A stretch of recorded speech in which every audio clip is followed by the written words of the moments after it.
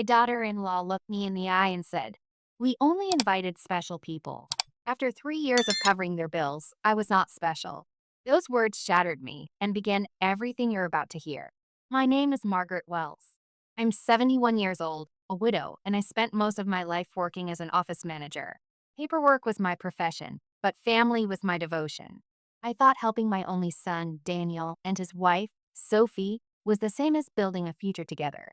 For 3 years, I paid their rent, filled their fridge, bought their furniture, and even stepped in during medical emergencies. Over $32,000 flowed from my account into theirs. To me, it was love. To them, it was just withdrawals. When the most important day of my son's life arrived, I wasn't even on the guest list. I stood in my living room holding the dress I had chosen for his wedding and realized that money had never been enough to buy me a seat at their table. That betrayal was the spark. What followed was a battle in banks, living rooms, and eventually a courtroom where my dignity itself was questioned. It started with a phone call. I dialed Daniel, eager to ask about the wedding. Before he could answer, Sophie leaned close to the phone and said, with a smile colder than ice, "Oh, we already got married yesterday. We only invited special people." Special people. I had believed that after years of sacrifice, I'd at least be worthy of a chair at my son's side. But in their eyes, I was not special. Later that night, I saw the photos online. Sophie in a gown partly paid for with the $800 I had given her weeks before. Her parents stood proudly beside them. Her siblings toasted with champagne. Everyone was there. Everyone except me. The pale blue dress I had bought still hung in my closet with matching shoes beneath it. Even the sealed envelope with a $1,000 wedding gift sat untouched in my desk drawer. I did not cry that night. I sat in silence, staring at the dress, realizing love had been purchased, but my presence had been denied. In the days after, I could not stop replaying the sacrifices in my mind. Finally, I opened a notebook and began to calculate. If numbers were the only language they respected, then I would speak in numbers. Rent, $500 a month, 36 months in a row, $18,000. Groceries and supplies, $200 monthly, another $7,000. Gifts for birthdays and holidays, at least $3,000. Medical emergency, $900. Car loan help, $2,000. Furniture and repairs, $1,500. When I added it all, the total stared back. $32,400. That was my retirement, my late husband's careful planning, the life I was supposed to live in peace. For years, I told myself I was just being a good mother. But looking at those numbers, I saw the truth. I had been financing two able-bodied adults while denying myself even the smallest comforts. A week after the wedding, Sophie called again. "Margaret, the rent's overdue. The landlord is threatening eviction. You forgot to make the transfer." For the first time, I let silence answer. Then I said, "Didn't I tell you? I only help special people." The silence on her end was thick.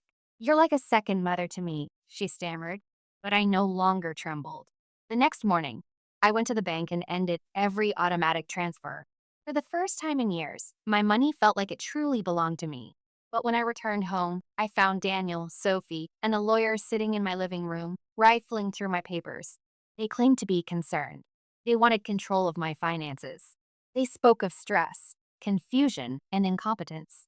No, I was not confused. I was clearer than ever. That day, I secured new locks, new cameras, and, with the help of an elder rights attorney, new protections. I documented every receipt, every transfer, every message. But their campaign escalated. They filed a petition in family court to have me declared mentally unfit, with Daniel as my guardian. In other words, they wanted ownership of me. The courtroom was cold, but I walked in with my head high. Their lawyer painted me as paranoid and unstable. Sophie even cried on the stand, pretending to be the victim. But when my turn came, I spoke. I told the judge about the unused dress, the sealed envelope, the years of sacrifice. I told him that what I gave was never love returned, only a transaction disguised as family. My lawyer presented evidence. Doctors affirmed my clarity, and neighbors testified to my independence. When the judge struck his gavel, the words felt like freedom. The petition for guardianship is denied. Mrs. Wells is fully competent. Daniel and Sophie stormed out.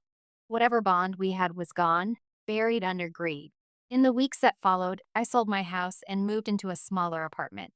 I donated part of my savings to organizations that protect seniors from financial abuse, and I used the rest to live, painting classes, travel, friendships built on care, not money. Daniel and Sophie downsized too, to a smaller apartment of their own. Perhaps now they would learn the value of honest effort. But I no longer waited for that day. Here's what I want you to remember: love is not proven by money. Boundaries are not cruelty, they are clarity. Document everything. Protect yourself with professionals. And above all, never forget you are worthy of respect without paying for it. If my story resonates with you, share it with someone who needs courage to set boundaries. Leave me a comment with where you're listening from and how you protect your own dignity. And if you believe stories like this matter, please like and subscribe.